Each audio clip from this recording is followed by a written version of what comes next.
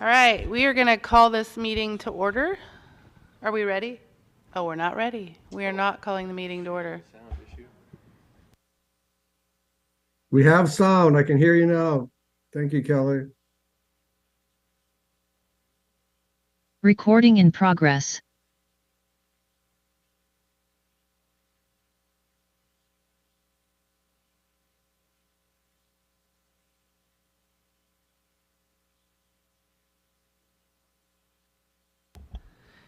Thank you for joining us this evening. We're going to open the meeting of the Redwood Coast Transit Authority. I'm a little rusty. I haven't ran a meeting since 2014 that I can recall, so here we go. Can we all please, could you please call the roll? Director Altman. Here. Director Short. Here. Director Roberts.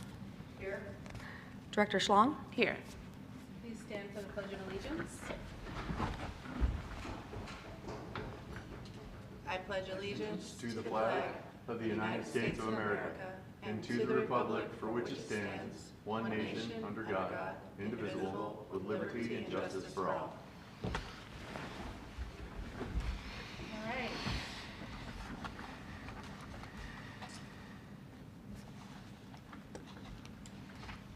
Do we have any public comment this evening? Nope. Okay. Seeing no public comment, we'll move on to the consent calendar. Item number 3. Approve the minutes of October 30th, 2023. Move to approve. Second. I have a motion and a second. All those in favor? Aye. Aye. Aye. Opposed? Motion passes. Thank you. Makes it easy. Right home. All right, moving on to number 4, presentation on Williams Drive bus charging infrastructure planning and preliminary engineering. Mr. Rye. All right, good evening, Director Schlong and the group. Thank you for being here tonight. This item's a quick update on our project to finish the planning and start into design of the bus charging infrastructure at our Williams Drive facility. And to give us a real brief update on that, there's no staff report tonight. But Frank Henry from GHD is our consulting engineering firm. He's here to give us a real quick update on how the project's going and where we're at. Yep. Thank you, Joe. Pleasure to be here tonight. Thank you, board. Just to give you a quick update, what we've been doing over the last couple of months is taking the Williams Drive infrastructure, bus charging infrastructure project, basically in two steps. The first being an assessment of the electrical needs for the site and service planning so that we can engage, help the agency engage with Pacific Power with regards with a new application to power the electrical infrastructure, as well as doing a review of the electrical needs assessment, backup generators, and other service needs associated with the infrastructure, the electrical charging infrastructure. That was all subject of the first technical memo that we prepared. That's sitting in a draft format right now, being reviewed, has been reviewed by staff and edited, will be actually become part of our final report, but it's actually followed in where we're current status right now. Is working with our second phase and technical memo, which is our site assessment and circulation memo. This is where we're going to do an assessment of the infrastructure, the site circulation as it pertains to the new transit buses, existing transit buses in an interim configuration, utilizing parking and circulating in order to approach each of the charging stations, locating those on the site and understanding how the charging infrastructure and the circulation would work on the size of the site that you have. This includes also laying out the EV charging equipment. And as part of our analysis, we'll be looking at 2 additional items, which is the potential for solar or covered parking, which would include photovoltaic or solar charging associated with that, as well as site, a fairly wet site outside of the paved areas. And so we're looking at drainage just to make sure we're not causing with additional paved areas, we're not causing any issues with that.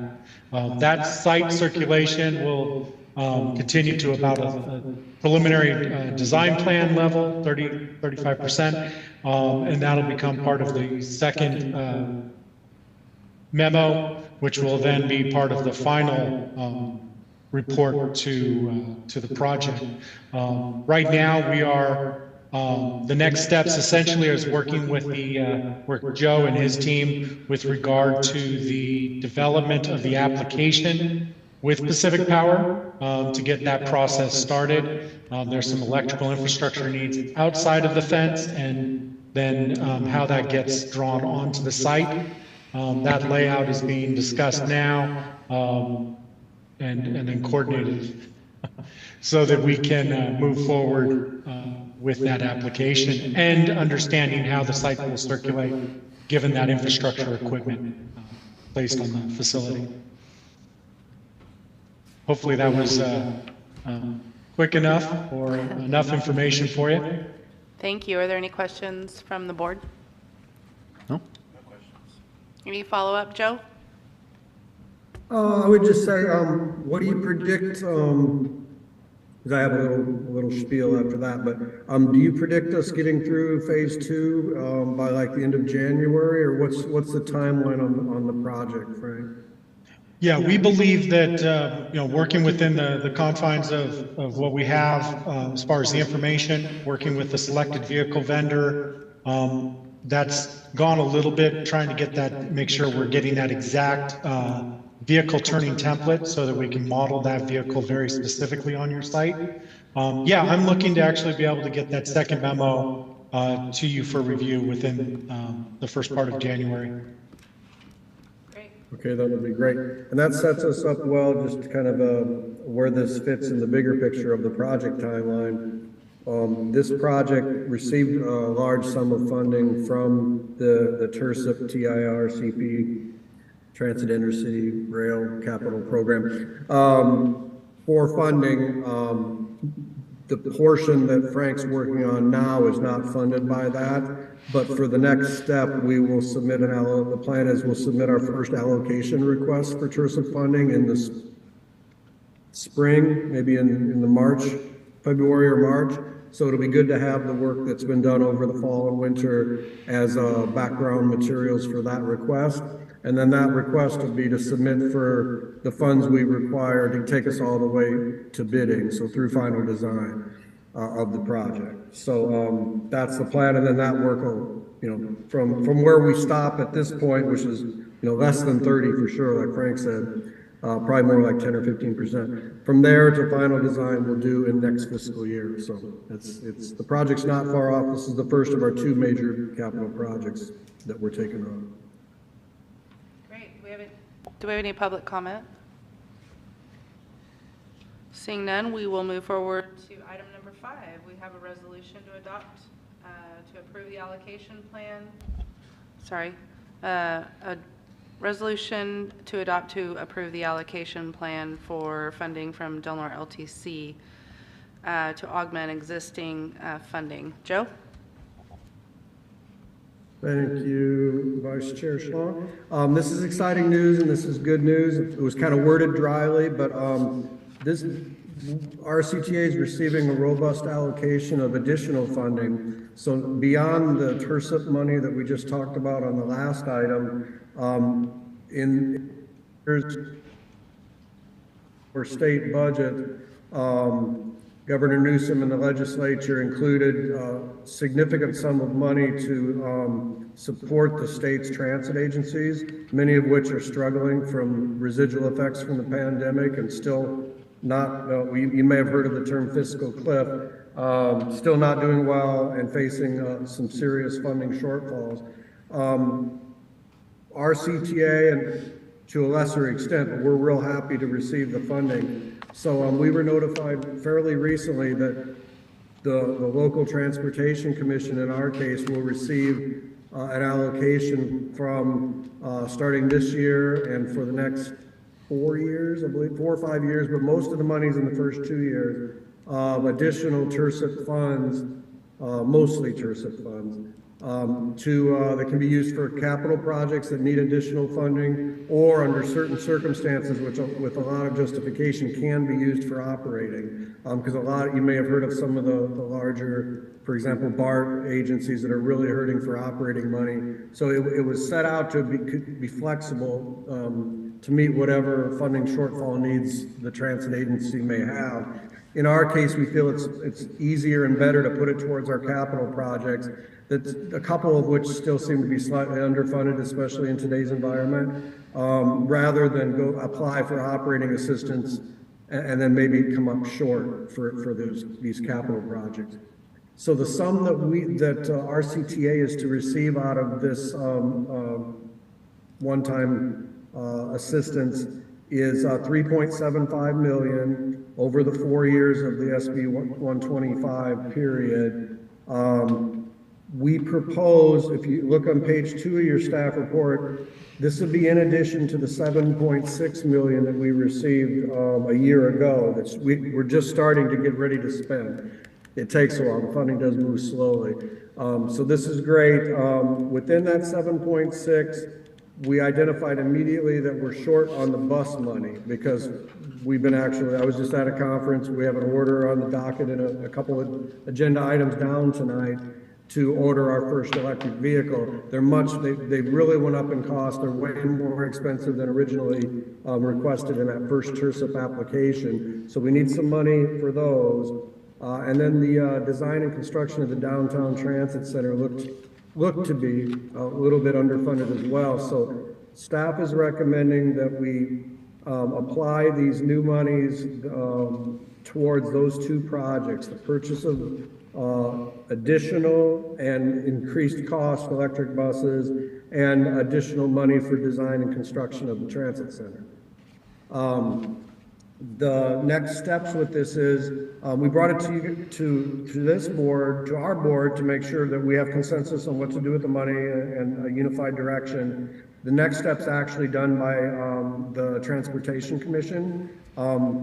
They don't need to meet and do a resolution, but the commission director will need to submit a package of information, a cover sheet, some calculations, and the next item we're going to talk about is a little bit of consultant help with some of those calculations. But we have to receive, if we submit the packet by the end of the year, that makes us eligible for the first year's allocation of, which is one of the bigger ones. It's the TIRSIP year.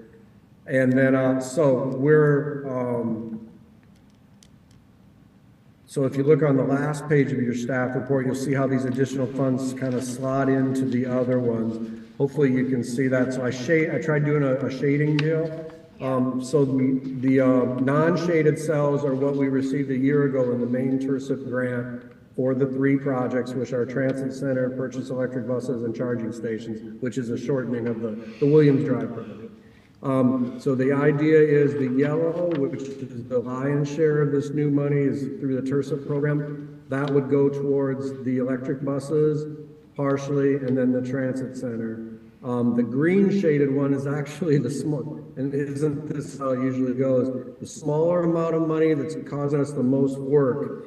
But anyway, the ZETSIP, it's for zero emission transit capital. We're getting about 401,000 out of that. We would add that in with the 1.3 million we have for battery buses in the last year of the project.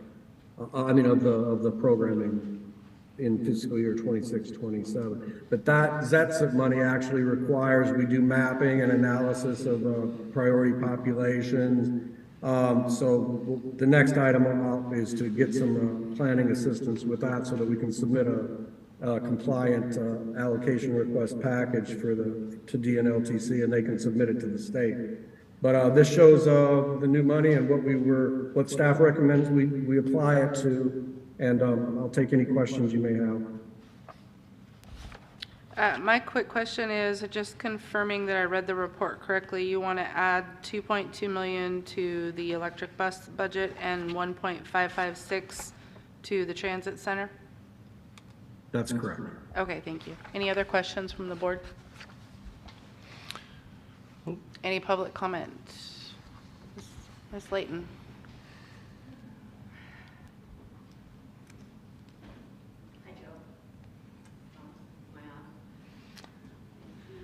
Rachel, are we on? There we go. Now I think Okay. you're on. Yep. I'm Tamara Layton, the Executive Director of the Local Transportation Commission. The way this funding has come through to us has been particularly odd. So I want to acknowledge that to you for the public, anybody listening. The Redwood Coast Transit Authority is our only eligible recipient of transit funding, so it's a bit of an easy decision for us, but across the state right now, folks are scrambling. We just today received from the state the templates to submit this document that is due by the end of December. That kind of turnaround for us is really just unheard of. But we're getting it done, and so I strongly support I suppose it's the next agenda item, to get some assistance in pulling that document together and submitting it by the end of this month.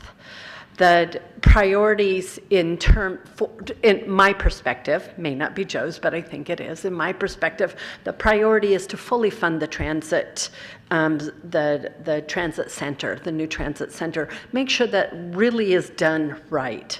That we don't have, because in our bidding environment today, a project cost 2 years ago is going to be different, a project cost 1 year from now, to make sure that that money, that project is fully funded, so we don't have to go back. Going back is hard.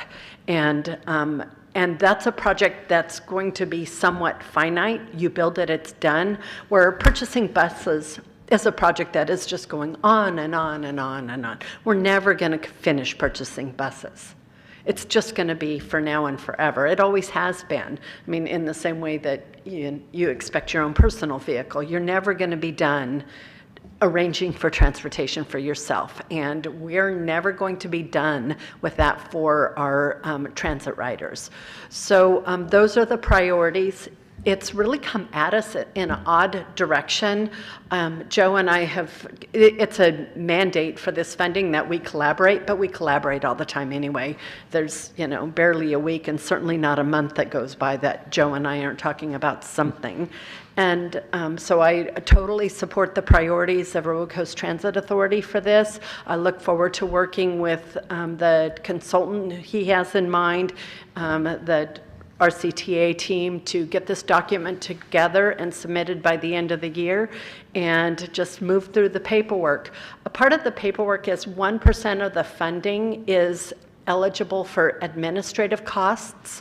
My recommendation to the Transportation Commission is that 1% goes to Redwood Coast Transit Authority, because I don't have time to do the work. And so my expectation is that if there's a resolution I need to adopt, Joe's going to draft it, send it to me, I'll take a look at it, make any revisions that are necessary, put it in our own format, and move it forward. And he can, with that 1% of funding, he can get consultant assistance to do that. He can do the work himself. Not my business, not on my plate. Even though, well, it is my business and somewhat on my plate, because the Transportation Commission, at the end of the day, is the organization that's responsible for this funding. So I will still be monitoring, but there are areas in my overall work program that address transit funding and transit coordination. So that's already covered in my own work program. So I'm really relying on Joe Rye and whatever team he pulls together to pull the administration for this work together. And so I wanted to acknowledge that's my recommendation, is that 1% of funds that can be pulled out for administration go to Redwood Coast Transit Authority. And I can answer any questions if you have them. No? I would just, go ahead. I just was saying I appreciate your input. I was just going to say that I am sure that you are, your cooperation has always been, there's nothing to even say about it. You're always cooperating with all the agencies that you have to work with. And I know that Joe appreciates you, and I know we do too, so.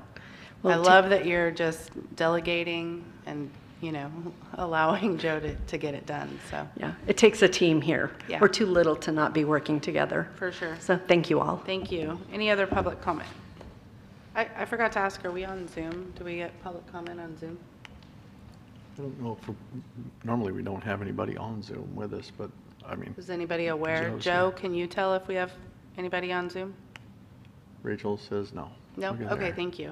Just want to make sure I wasn't forgetting anybody. All right, can I get a motion? So I will move we adopt Resolution 2023-24-10, approving the RCTA request to the Delnert Local Transportation Commission to program its allocation of SB 125 funding to 2 existing TIRCP-funded RCTA projects and authorizing the executive director to execute grant agreements. I'll second that emotion. All right, I have a motion and a second. All those in favor? Aye? Oh, do we need to pull the vote we since it's a resolution? Probably I should. believe. Probably I should. believe we do. Yeah, please pull the vote. Director Altman, Yes. Director Short, Yes. Director Robert, Yes. Director Schlong. Yes, thank you. All right, moving on to item number 6, we have an agreement between Green Dot Transportation and RCT. Joe? Thank you, Director Schlong. This item is, we teased it a little bit on the last item. Because of the last minute nature and the significant amount of money on the table for us being the Transportation Commission and RCTA. Tamara and I, after talking and first figuring out what we have to do, that took a while. But then, with our workloads and staffing, we feel it'd be best accomplished to meet the deadline of just over a month away from now to engage a consultant to help with some of the items, particularly that ZSEP section is where most of the work is. But yeah, so Tamara just received the templates that the state's accepting for this. We just got that, but there is information such as job modeling and maps that need to be required that are above. I don't have ESRI capabilities here at my office. So there's some greenhouse gas reduction calculations, mapping, and modeling that we need some outside help with. So we reached out to Green Dot Transportation, who's been a good partner on other projects. And as it turns out, they've been engaged to do this. We're not the only county wondering how in the world to come up with this in such a short notice. So they submitted a proposal. They've already figured out how to do this a lot for other clients. So we'll get that benefit of their working on multiple application I think it's allocation request applications at the same time. So they have a proposal to not to exceed $10,000 to help us out with this and get it out so that we can submit by the end of December. And attached to your packet was their letter proposal. And one thing I did want to mention is hopefully if we don't spend the whole 10,000, the city did contact me recently to see if we could consider having Green Dot on board just in case there's any questions, because city received some really good news recently as well that their Clean California grant for the area in the Front and K kind of neighborhood there has been successful, and so they've got that funding. So they would feel more comfortable if RCTA had the planning firm on board in case we need to do any potential real quick planning for the downtown transit center in this next year when we're mostly going to be quiet. So this wouldn't include the environmental document. That'll be separate with TIRSIP money. This is just a kind of, if we can do this, we can turn to Green Dot if we have a planning issue come up real quick that city needs any input from RCTA on. So we're hoping that this covers that as well. But yeah, that's it. And we're hoping for the board to approve this so we can engage them this week and get started on this tight deadline. Any questions from the board? All right, any public comment? Sounds like a good use of funds to me. Can I get a motion? Madam Chair, I would move that we approve an agreement with Green Dot Transportation not to exceed $10,000 to assist RCT with its SB 125 allocation request submittal and provide minor planning support for the downtown transit center. Second. All right, pull the vote, please. Director Altman, Yes. Director Short, Yes. Director Roberts, Yes. Director Schlong. Yes, thank you. Moving on to item number 7, approve a purchase order to Endura Motors for the purchase of an electric bus. Mr. Rye. Thank you, Tamara. Thank you, Tamara. Thank you, Vice Chair Schlong. This is an exciting item. Touched on it a little bit earlier, but this will be our first electric bus that we'll order, but it won't be the last. We're required by the California Air Resources Board to start purchasing a percentage of our vehicles, all ZEB, which is, there's only two kind of ZEBs. One thing to remember, ZEBs are either electric, all electric buses, or they're hydrogen powered buses. So the electric bus market is much more developed and a better fit for RCTA, at least initially. We are interested in hydrogen, and we're going to be following that action from a safe distance as it develops, because it might be a better fuel source for our regional routes. The electric buses have some range issues that make them a better fit for most of what we do. The local stuff around Crescent City up to Gasky, Smith River, that's all prime territory for EVs. The route down to Eureka, not so much. So that's the one where we'll probably continue to run diesels as long as we can. CARB has a process in place. They understand that they're pushing the industry, and when they push the industry, sometimes it doesn't follow along as fast as it could. But anyway, we'll plan on probably continuing to do diesels for the regional route to Eureka for the next few years. But this will be the first of our EVs. So this particular vehicle, there's two reasons why we're leading with this vehicle. One is the funding source. These funds, I should say, are mostly from the Volkswagen Settlement Fund, which we applied for. Oh my goodness, Dan Herron, we probably originally applied for that 2 or 3 years ago. It took a couple years to finally get executed and approved. And now they want us to spend it, because it's been executed now for maybe a year, 9 months to a year. So this fund, and it can only be used on a ZEB. So this funding is ticking. We need to spend it. And what we want to do is evaluate this particular manufacturer and their buses. As Frank mentioned in the EV infrastructure, the charging infrastructure item that we talked about a few minutes ago, we're going to invest millions literally in chargers all over the yard. However, that's going to take a couple, 3 years to get there. In the meantime, we need to evaluate the type, the preferred bus that we want to run with these chargers. So this first one, we had been leaning for a couple of years towards a different vendor, but they've been unable to comply with Buy America requirements, which is a requisite for any FTA money. Now, this Volkswagen money is not FTA; it's different. But future money we're going to use. We need to have a vehicle that's FTA compliant so that we can have a standard fleet.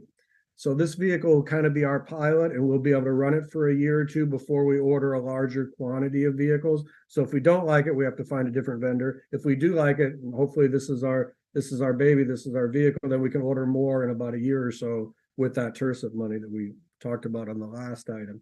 So this will be like our one pilot bus. It'll come with one low-level slow charger that I'm told we have capacity to fit on a current circuit in the bus yard, in the barn that we have, where we can charge one vehicle to get us by until the bigger project with all the chargers is on board. So you'll see the price on this thing's a lot higher. The original assumption price for these electric vehicles that RCTA would run was in the 200 range. And you can see this one adds up to like $334, and that's with a $60,000 voucher from the state. So the prices have went way up, but there's a lot of things to be excited about this vehicle. Probably the biggest thing is it's a Ford chassis cutaway. So other than the electric bus parts, it's the same bus of the lion's share of our fleet is today. So for the mechanics and stuff, that's a big advantage.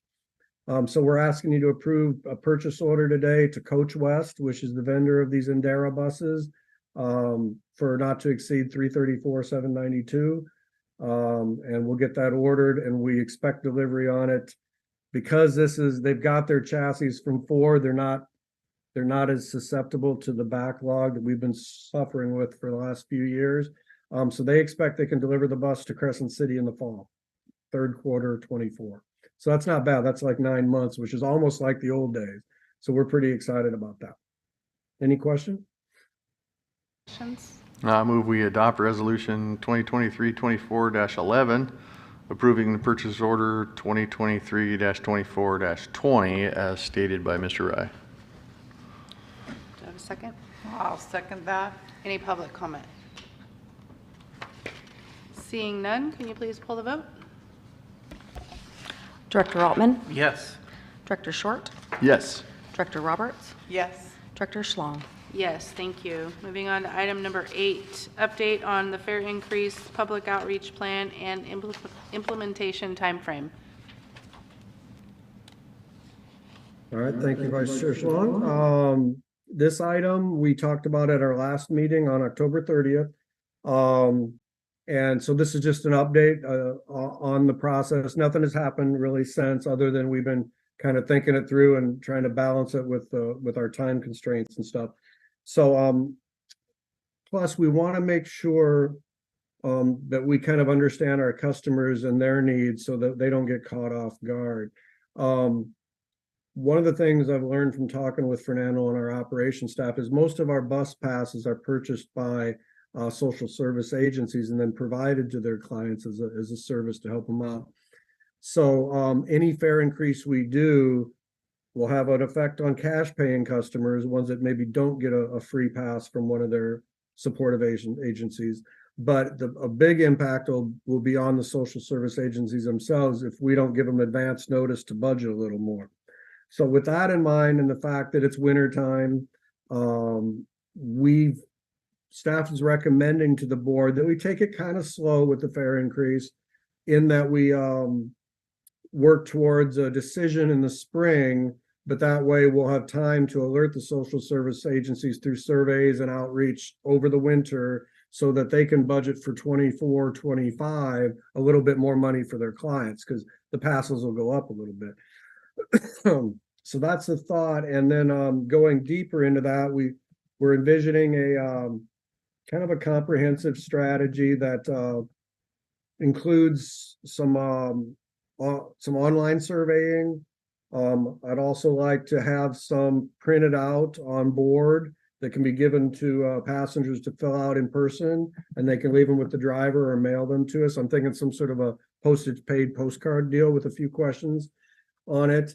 And I want to do in past, when we've done planning and fare increase stuff, we've had pretty decent luck getting some participation when we advertise it, of course, on board and at the transit center, and then have we've used the Wild Rivers Foundation conference room before, and folks, it's like a block away or less, so people will wander down there and get a snack and talk to us about what's going on. So we'd like to do a shred probably at the late January meeting. So I'm going to try to reserve that room and be there. So during the day, we can do this outreach, and existing riders can come down and give their 2 cents worth on that. So yeah, between those things, so surveys that'll involve the general community, gatekeepers and riders, and then direct surveys to riders, and then the drop-in charrette, we think it'll be a pretty broad and comprehensive outreach schedule. And then we would come back with the results to this board, for example, in February or March. And then if it's a go, then we would schedule the public hearing for the following meeting to make the decision with an effective date of June or July. I like June because we come up with a new service brochure that we could include the new prices in. although it would be 1 month left in the old fiscal year. Hopefully the social service agency partners could handle that slight increase for 1 month. But that's, we would ask them what they feel if that would work for them. Otherwise, we could do July 1st. It's just kind of in the middle of a service change. But that's the recommendation of a nice, slow, measured approach. Any questions from the board? Oh, sounds good. It's about Joe, my only time thought to- was, when you were talking about the survey, would it be possible to give a 1 free pass to people that turn the survey in as an Oh, yeah, incentive? yeah, that's a good idea. It's a good idea. Yeah, I like that. And It it obviously makes sense to plan ahead, communicate with the agency so that they can definitely budget for their next year. All right, any public comment? All right. Anything else from the board? No? Okay. All right, we will move on to item number 9, discussion of the California minimum wage for fast food employees. Thank you, Vice Chair Schlong. I don't have a lot gathered on this yet, but it has come to my attention since we last met, and it could have an impact on us. So Governor Newsom approved a raise in fast foods effective April 24, so this next spring, to $20 an hour minimum for fast food employees. There's rules and parameters, but most of your major fast food chains will be affected by it. And in talking with Fernando on our team, it's like, how's this going to affect, we worked so hard. I don't want to say work so hard. It took so long to get our wages to a point, and this is our operating wages we're talking about, for our dispatch drivers, mechanics, everybody that works at the yard there in Williams. It took so long to get us a nicely above minimum wage to where we have a steady flow of solid applicants and good retainage, so that we're not facing our own staff shortages, that we're worried that this could, set us back or put us back in the old spot where we're fighting for employees with fast food. I don't know what to think yet. I just wanted to get this on your radar, and we'll monitor it as it gets closer. I'll try to get some more information. It's mainly wanted to get it out there in case, because we've increased our labor costs significantly the last few years, and thoughtfully doing that, and I'm glad we did. But it does call into question the funding capacity of the agency in the long run. So obviously, when we get 11 million in capital money out of grants, that's a huge help. But as Dan and I was talking to Dan Hare, my partner, today about this, if you look at our current budget and our funding that's coming in, we're pretty much spending it all right now. So we are going to build reserves because of the one-time COVID money that we're working through getting reimbursed. But after that, you kind of see the fine line that right now, if we don't do any intervention to raise our wages further, we're already sort of spending as much as we can on operations as an agency. So if we start losing employees next year or the year after to the fast food industry and need to get up another $4 or $5 an hour on average to stay happily above the $20 mark. Fernando can comment more, but I believe our current average wage is getting right around 20, which is good because minimum's $15.50, right? But then, if the fast food employees if they start to take our employees and start to hurt our ability to recruit, we might need to do another intervention. And if so, where's the money going to come from that? So it's something to think about. I just wanted to get it on your radar in case you weren't aware of it or how it might impact our CTA anyhow. I'll take questions. I may not have any answers though at this point, but it's just an item to get on your radar.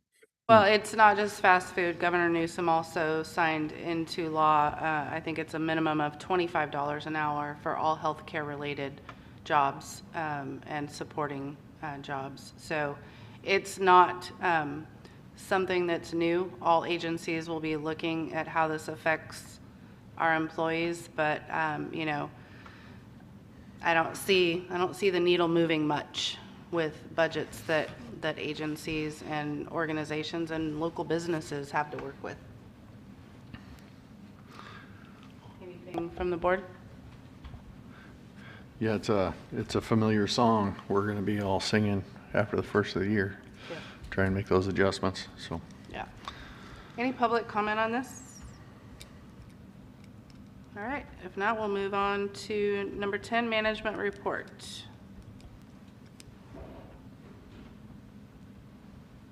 Hello. Just give you an update, we are now running the Southern Oregon Medical Show. We are still doing delays, as you may know, for anybody that has gone that way. It's about an hour each way, depending on what time you hit it. We tend to hit it on both going and coming. So we're still doing it because it's not 3 hours. But we've taken one gentleman from the airport there in Medford to Crescent City successfully. Good deal. So, other than that, our staffing reports, we're still fully staffed, and I'm glad to say that we have a new mechanic, which is our new maintenance manager. I'm going to have him speak for a little bit. Awesome. Dominic? Nice. Good news. Welcome. Hi, so I'm Dominic. You may or may not have heard of me. Worked at George's Auto for a while. I'm at Joe Chevron right now. I like to think I have a good name around here for being respectful, responsible. We're going to do a good job for RCT, take care of these buses, work for TransDev, so appreciate the opportunity, and good to meet y'all. Awesome. Glad you're here. Yeah, thank you very I much. think we're going Yeah. to keep you busy. Welcome to the team. I'll be staying busy, I'm sure of it. Yeah. So, For sure. thank you. Thank you. you. Thanks for being here. All right, thank you, Thanks, Fernando. Dom. All right, well, let's move on to the executive director's report. Yeah, I'm trying to think anything I might have forgotten to touch on. You remember last month, we accepted a good chunk of money from Caltrans and a grant to do our next short-range transit plan. There hasn't been much movement on that. We're still waiting for Caltrans to execute the agreement and send it to us for execution, I should say. But that's exciting. That's still out there. Just want to give a shout out to, it was at the CALAC conference that so much of this SB 125 discussion kind of coalesced, and we became aware of what we needed to do, and quickly. And I was immediately on the phone from the pool there with Tamara to talk about how we're going to get this all together in 2 months. But it was really, I mean, it just kind of shines light on how important it is to attend at least some of the statewide transit events, because there's just so much going on, and it's easy for us out on the periphery to get overlooked. Lastly, Fernando mentioned it. We've had, a real challenge this fall getting the new South Oregon shuttle going. We are taking reservations and trying to do it now, but the inconsistency and then the delays on 199 for the construction and the clearing have challenged us. But as of now, we're taking reservations again, and I've got to call back the healthcare district because they're asking for an update too. So far, it's been the trips we're getting are not so much what we intended, referrals for medical. We're actually getting different purposes. People want to go to Medford to fly out at the Rogue Valley Airport, or this, that, and the other. So it's a motley mix, but we knew it might be multiple purpose trips. But hopefully the medical referrals start. I think that part's going slow because the patient really needs to understand the product's there. The physicians locally need to understand this is an option. So we're hoping that gets to rolling. We'll actually do another wave of outreach to the local medical offices, probably when I get down there in January. But anyway, so yeah, things are going pretty well. We're excited in general about that. And one thing now I remember the thing I wanted to mention to you. We've got an opportunity, and I want to, I guess, maybe just get some verbal input from you guys. We have an opportunity to switch our fuel vendor. all these years we've been with Renner Petroleum, and they do a good job for us. We fuel at the Patriot right near our yard. But during the pandemic, or no, not during the pandemic, I mean, during the wildfire, I should say, excuse me, we there was a day or two there where we couldn't fuel, so I reached out to some our partners in Oregon that do the Southwest Point and whatnot, and talked to a fuel vendor of them, and then he started to court us, and it turned out they can beat the pricing by 30 or 40 cents a gallon, because all this time apparently Renner's not been giving us the government contract pricing, which I find disappointing to say the least. So we have a proposal on the table, if the board's interested, that could help us save, what does that project out to? Probably 20,000-30,000 a year in fuel costs at our current service levels, if we switch. So that's something I kind of wanted to bounce off you guys in this announcement section to see if we should go ahead and pursue that, if there's any concern about that. So that's the end of my report, but I will take questions, especially if it's about the fuel situation. Yeah, it is kind of disappointing. I'm sorry for interrupting. Just kind of curious, Joe, if we happen to talk to Renner Petroleum to see if they would be willing to give us that government rate. Or not yet. That makes sense, and that I thought that might be an option you guys would like me to pursue. So at this point, I just wanted to let you know, because to me, it's like, how do you not treat your current clients better than that? But anyway, yes, we could. That can be my next call tomorrow, is to see if they'll match and give us the discount that we're apparently eligible for, that the other outfit was going to give us. Yep. If that's the wish of the board, we'll do that right away. My question is twofold. Why did we not know that we weren't getting the government rate, number one? And if we have a contract with them for a government rate, is there anything that we can do to follow up on that? And then number three would be, if the answer is no, then we definitely would, I think, owe it to them to acknowledge and provide us with that lower rate. And then my other thought is, can we buy gas in Oregon or fuel? Good questions. Let me get the latter one because it's fresh in mind. We'd be using the same exact gas station, so I'm not sure how all the fuel business works, but we'd be able to use our Patriot right around the corner from our yard, just like we do now. It would be just a different card lock system. It's this outfit's called Carson Fuels, like Carson City, Nevada. Carson Fuels. But we have the gas station that we would fuel at would be the same. The network of stations out of town is the Pacific Pride Network. So there's stations in Eureka, Medford, places we go. So that's good. Going back to your thought, why did we not know about this? We inherited this when I came on board. I don't know how many years we've been getting it from Renner. I'm guessing probably 20. So I just assumed we were getting the best price, and I was wrong. We don't have a contract that I've confined on the server or anything. It's just an arrangement we inherited when Dan and I came on board in 2016, and we've been just running with ever since. I mean, the fuel supply has been good. The reports are pretty. The reporting on the new outfit's going to be easy to work with because we get like electronic portal access. So right now we get paper invoices, so there's no ability to sort by vehicle as easily, but they're pretty good. So yeah, that's my answer. We didn't know about it. We didn't know that we weren't getting the discount that we could get, and now we do know. Any other questions from the board?